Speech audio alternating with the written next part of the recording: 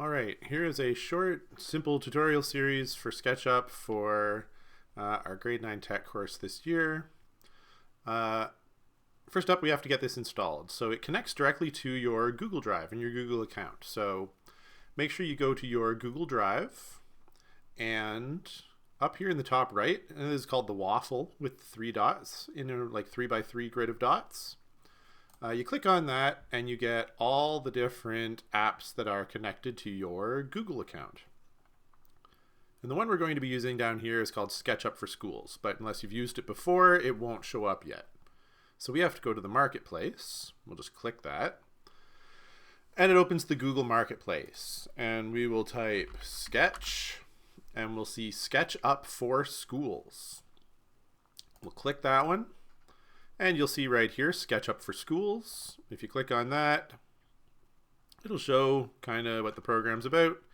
And this will say install. I already have it installed, so mine says uninstall. But if you don't have it yet, it will say install.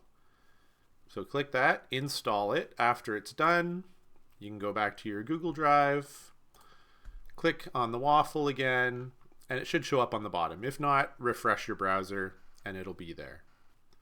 So we'll click Sketchup for Schools, and it'll open a new window.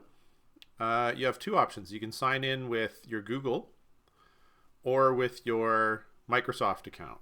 It's really important that you always sign in with your Google account. Mine's saved, so it goes in automatically, but always make sure you sign in with your Google account.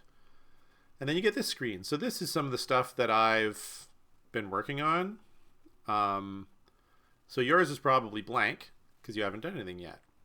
So every time we make a new file, we're going to come up here. So create new is for creating new files. And this drop down will make sure that we're doing architectural, which means it's in feet and inches and fractions of an inch, just like we've been working so far. So we click that, and you'll get a brand new file open just like this. And in the next video, I'll kind of give you a tour of the interface.